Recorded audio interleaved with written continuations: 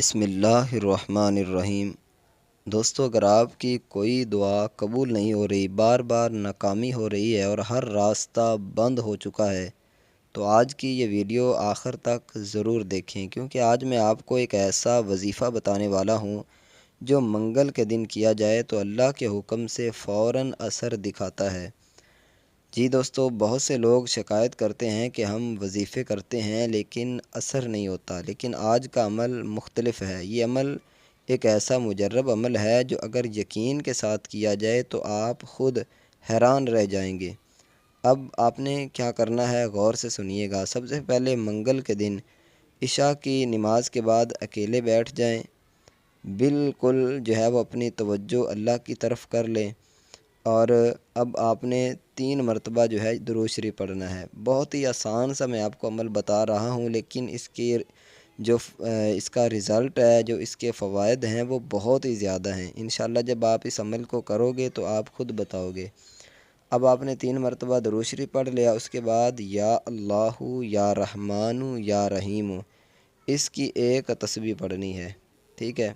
یا اللہ یا رحمان یا رحیم، بالکل توجہ کے ساتھ اپنا تعلق جو ہے وہ اللہ تعالیٰ کے ساتھ جوڑ کر ایسے تصور کریں کہ میرا رب میرے ہر لفظ کو، ہر میرے جو الفاظ ہیں ان کو سن رہا ہے، اور اس میں حقیقت ہے، کوئی شک نہیں۔ تو اب آپ نے اس تصور کے ساتھ یا اللہ یا رحمان یا رحیم ایک دفعہ ہو گیا، پھر یا اللہ یا رحمان یا رحیم 2 دفعہ ہو گیا، اسی طرح آپ نے ایک تسبیح پڑھ لینی ہے۔ لیکن یہاں ایک خاص بات یہ ہے کہ جو زیادہ تر لوگ نہیں بتاتے، وہ کیا کہ جب آپ پڑھیں تو ہر بار دل میں اپنی حاجت مانگیں، صرف زبان سے نہیں بلکہ دل سے مانگیں۔ مثلا کوئی بھی آپ کی پریشانی ہے، رزق کی وجہ سے، بیماری کی وجہ سے، اولاد کی وجہ سے، گھر میں بے سکونی کی وجہ سے کوئی بھی پریشانی ہے، تو وہ آپ اپنی حاجت اپنے دل میں رکھیں۔ اس کے بعد آپ نے سورہ قدر، اس کو 11 مرتبہ پڑھنا ہے، ٹھیک ہے؟ انا انزلناہ فی لیلۃ القدر، یہ والی جو صورت ہے اس کو آپ نے 11 مرتبہ پڑھنا ہے۔ آخر میں 3 مرتبہ درود شریف پڑھیں۔ اب سب سے اہم بات جو ہے وہ یہ ہے کہ یہ وظیفہ کرنے کے بعد آپ نے فوراً اللہ سے دعا مانگنی ہے، اور مکمل یقین رکھنا ہے کہ اللہ آپ کی سن رہا ہے۔ اگر آپ چاہیں تو اس عمل کو پانی پر دم کر کے پی لیں یا اپنے اوپر دم کر لیں۔